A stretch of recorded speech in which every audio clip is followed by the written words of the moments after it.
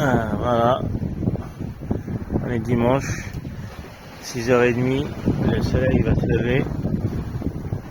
On est à 24 000 nautiques des côtes tunisiennes. Donc on arrive dans 5 heures.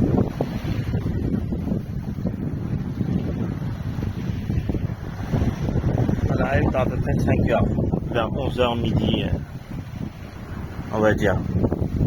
Et toute la nuit il y a eu du vent, c'était super. À partir de 11h du soir, il y a eu du vent. Comme ils avaient dit Windy. Et donc on a avancé à la voile, c'était génial. Et ben, je me viens de me lever, je crois que je vais me recoucher parce que j'ai regardé, il n'y a personne autour. J'ai mis la canne à pêche, j'ai mis le leurre à l'eau. Et puis on avance gentiment.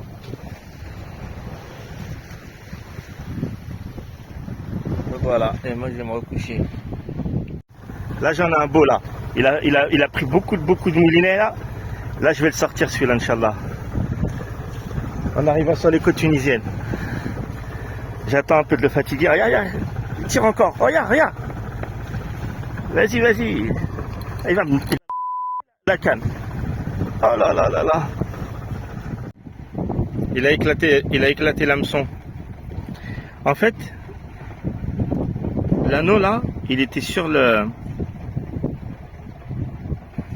leurre. Donc c'est le leurre, il était vraiment trop petit, il a éclaté, il l'a cassé. Par rapport au poisson que j'ai attrapé, il était trop balèze. Et merde. Le nœud il était bon, mais là c'est le leurre. Il n'était pas assez puissant. Il a pété carrément le leurre.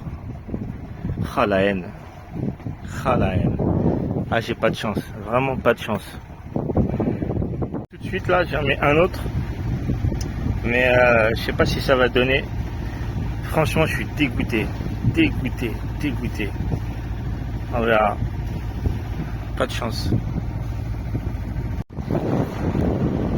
Encore un poisson volant qui s'est agité dans la nuit.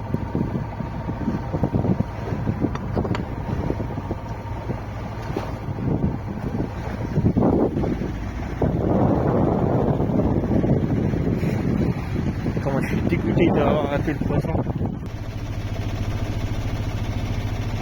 J'ai mis le moteur parce qu'il n'y a pas beaucoup de vent. J'avance mais pas assez vite. Et le mauvais temps il arrive à peu près à l'après-midi, début d'après-midi. En fait si je mets pas le moteur j'arrive en plein dedans. Donc j'ai mis le moteur un peu.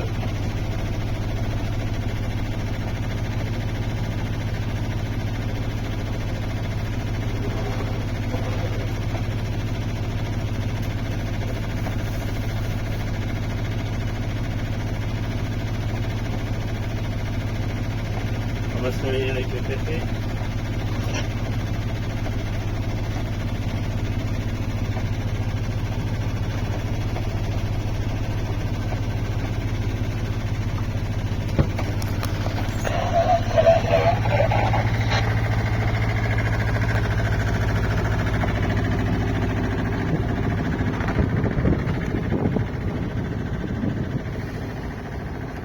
Les voiles elles sont mises en entier mais bon ça avance pas trop. Mais toute la nuit là j'étais à la voile, c'était super. Il y avait du vent, j'ai bien dormi. Ah là. J'ai failli avoir un super poisson. Quel dommage. Voilà, un monastère derrière. On la voit bien. On arrivera à 11h10, quelque chose comme ça. On a fait une traversée super de Sicile, Marina Ragusa. Et première nuit, pas de vent. 10 heures de moteur. Mais après, c'était nickel. J'ai attrapé 2 gros poissons, on va dire deux énormes, mais sans les attraper. Donc ça, voilà, manque d'expérience, ça a pété, j'ai mal géré, bon, nœud mal fait. Mais j'ai vu une tortue, j'ai vu plein de trucs dans la traversée, c'était génial. J'ai vécu des super moments. Faut pas oublier que je suis parti de Samos en Grèce, donc juste à côté de Bodrum et Izmir. Et on est à Monastir. Et on va en Algérie. Mon but c'est d'aller jusqu'à Bijaya, j'espère qu'il n'y aura pas de soucis. C'était ça mon rêve, de faire la traversée en Algérie, vers l'Algérie et passer des bons moments là-bas. On verra comment ça se passe maintenant. Mais je suis déjà très heureux et fier. Parce qu'il ne faut pas oublier que je suis un novice. La marina, la voilà avec les mâts de voilier là. Derrière la digue, il y a un voilier qui sort d'ailleurs.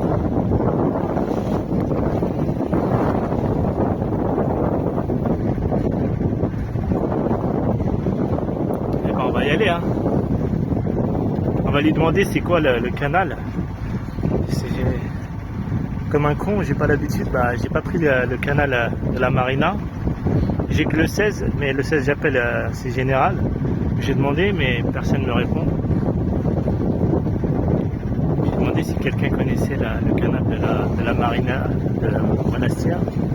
Personne ne m'a répondu. Voilà. Je viens de croiser ce voilier là, c'est un anglais. Et il m'a dit rentre direct. Je lui ai demandé le canal, il m'a dit rentre direct. Ça a l'air super beau. Avec le truc là, ici là, je sais pas c'est quoi. C'est un château, il est beau, très très beau. Il y a une plage, c'est intéressant.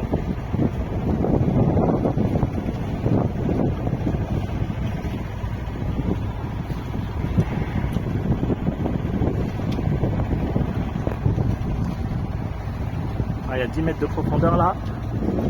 Je viens me concentrer. Je suis jamais venu ici. Heureusement, il y avait des filets un peu partout.